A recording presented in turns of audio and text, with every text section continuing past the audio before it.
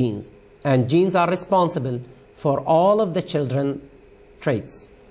After introducing genes at the beginning, the two genetic principles or hypotheses that account for passing of traits from parents to the offspring will be reviewed. The first is the blending hypothesis, and the second is the particulate hypothesis. More emphasis is put on the particulate hypothesis, and the Mendel work also will be summarized in this segment. The second activity is a classical monohybrid cross between a tall pea plant and a short pea plant.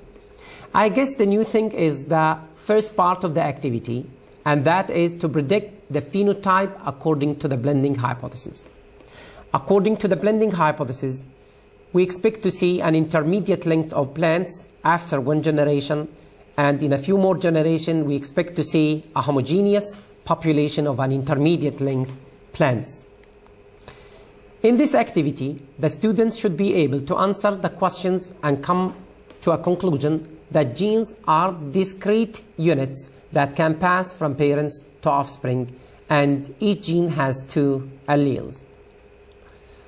In the third segment, I started with giving them the answers for the second activity. Then I start focusing on how genes can pass from parents to offspring through sexual reproduction. And at the end of this segment, we get into our main topic, the mechanisms leading to genetic variation. Before I discuss the mechanisms leading to variations, I will draw the student attention to the fact that the original source of genetic variations are mutations, which results in creation of alleles, and it's the reshuffling of alleles during sexual reproduction that causes variation. The first mechanism that leads to genetic variation will be discussed, and that is crossing over. First, I will explain the idea of homologous chromosomes, sister chromatids, non-sister chromatids. Then I will introduce crossing over, when it takes place, when the chiasma form, and the results of crossing over. I will show an example of a single crossing over between two loci. In the last segment, independent assortment of chromosomes, which is the second mechanism that leads to variation, will be discussed. I will remind students with meiosis and show them prophase 1 and metaphase 1 as they are important for variation. And to introduce the idea of independent assortment, I will do a simple activity using two pairs of colored pencils.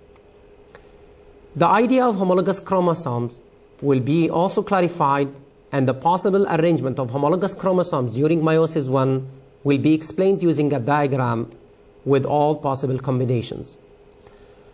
The formula to calculate the possible number of combinations will be introduced, and that's 2 to power n, where n is the haploid number of chromosomes.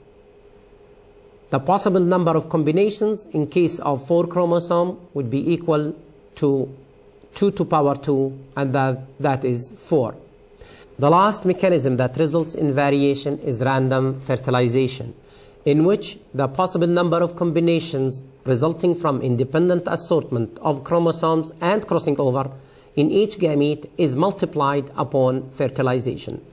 At the end of this segment, I want the students to calculate the possible combinations which results from random assortment, crossing over, and random fertilization. And also I want them to calculate the probability that two individuals will have the same genetic makeup, knowing that the diploid number of chromosomes in human is 46. I will pause and give the students some time to think and come up with an answer. Then I will show them the solution. Now, to calculate the probability, we need to find out the possible combinations resulted from the three mechanisms: their crossing over, independent assortment, and random fertilization. The total number of possible combinations would be equal to 2 to power 23 multiplied by 2 to power 23, and that's in one gamete, the sperm for example, multiplied by the same number, 2 to power 23 multiplied by 2 to power 23 in the other gamete, the egg for example. And that will give us 2 to power 92.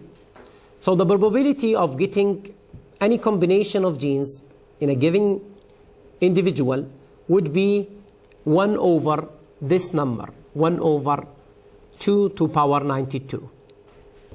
Hopefully, all of the questions of the students have been answered, and hopefully they enjoyed it. I definitely enjoyed teaching this material, and I thank you very much for all of your help and all of your attention. Bye.